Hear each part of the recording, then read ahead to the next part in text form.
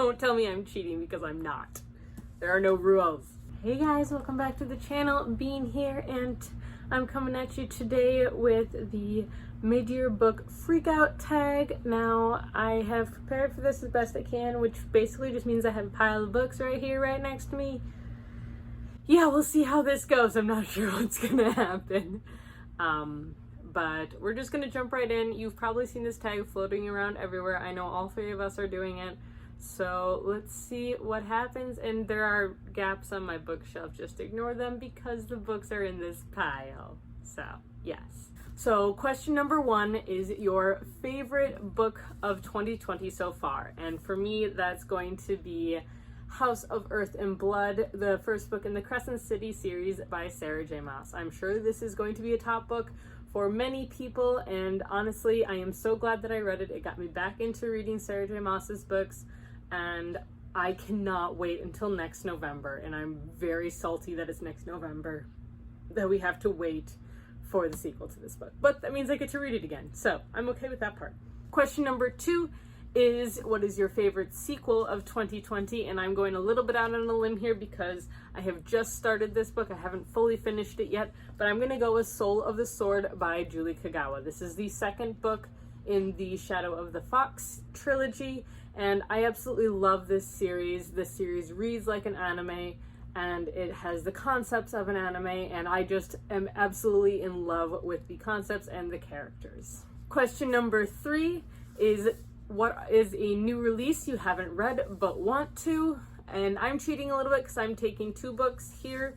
The first one is House of Dragons by Jessica Clues. I got this one in a Beacon book box, and I just absolutely love this cover and dragons, and I want to read it so bad.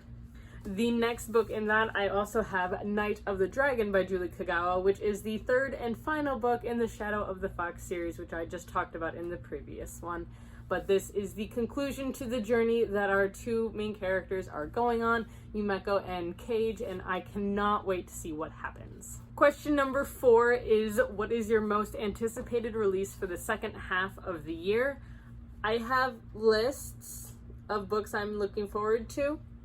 This is divided up by month, but I'm probably gonna go with the books that I am most excited for include Harrow the Ninth, Iron Spark, The Silvered Serpents, Kingdom of the Wicked, Ruin Song, and When the Apricots Bloom. So those are the books that I am going to list for those. I'm going to stop there. I'm not going to talk about each and every one of them, but yeah, that's what I got, guys. Question number 5 is your biggest disappointment, and I really don't like doing this one, but My Lady Jane by Cynthia Hand, Brody Ashton, and Jodi Meadows. I just wasn't ready for this book. I wasn't ready for what I got out of it, and unfortunately that means I just didn't really enjoy it as much as I had hoped I would. So, unfortunate.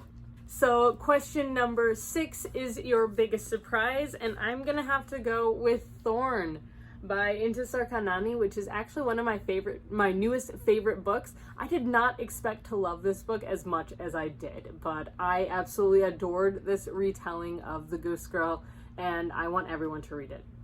And I want a sequel. Thanks. Prompt number 7 is a favorite new to you author, and the first one I'm gonna have to go with is Julie Kagawa. This is the first book that I have read by her, and I absolutely loved it.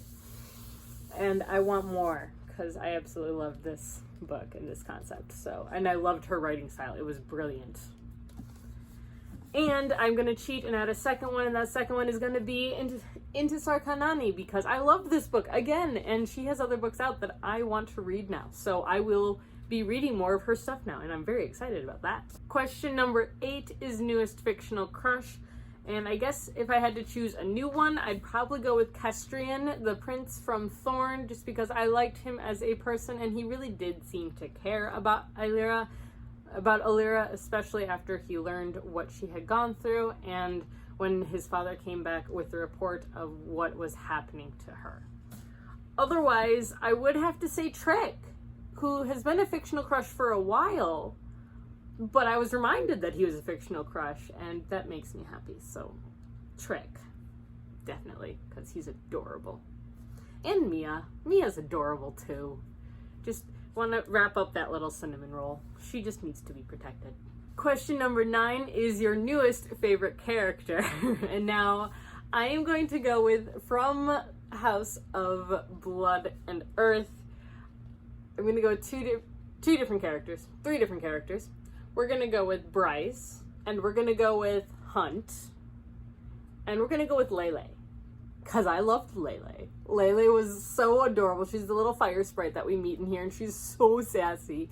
And she takes care of Bryce as best she can as a fire spirit bound to a library. So, and Bryce is just a badass, and Hunt is just a sweetheart. I guess he could also fall under a fictional crush, but yeah, I don't know. But yes, so basically almost everybody in this book, I just love them all.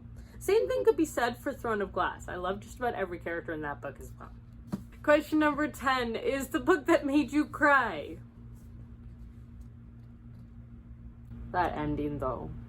Oh, there's nothing I can say, but this book, that ending made me cry. Question number 11, a book that made you happy. I feel like I'm using a lot of the same books for these, but Shadow of the Fox made me happy because I have always wanted a Kitsune book, and I have it now.